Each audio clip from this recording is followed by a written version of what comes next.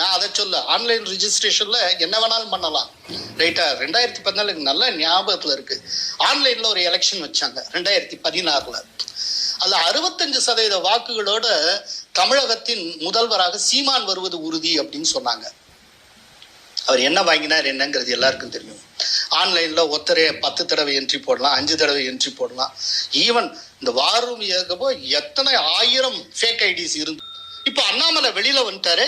வெளியில வந்த அண்ணாமலை நேத்திக்கு வரைக்கும் இருந்த பிஜேபின்னு கூட பார்க்காமல் திமுகவை போல தாவேக்காவை போலவே நான் பிஜேபியும் பார்ப்பேன்னு சொன்னதுக்கு அப்புறம் நான் திமுகவை போல தாவேக்காவை போலத்தான் அண்ணாமலையும் பார்ப்பேன். அதை சொல்லித்தான் இன்னைக்கு அம்பலப்படுத்துறேன். நேத்திக்கு வரைக்கும் நான் அம்பலப்படுத்தினா அது காரணம் அவர் பிஜேபியில இருந்தாங்கிறதா. இப்போ இவர் போனதுனால இப்ப பிஜேபிக்கு என்ன ஆயிடும்? படுதோல்வி அடைஞ்சிருமா? இவர் இருந்தப்போ மட்டும் எல்லாமே சீட்டு ஜெயிச்சிட்டோமா? அதுதான் வெண்ணர்னு சொல்லியிருந்தேன். 40 நீங்க ஜெயிச்சிட்டீங்களா? நீங்க தேர்தல் அரசியல்ல எதையும் சாதிக்காம ஒரு சீட்டு கூட ஜெயிக்காத நிலையில பேச வச்சேன், பார்க்க வச்சேங்கிறதுல எந்த அர்த்தமும் கிடையாது.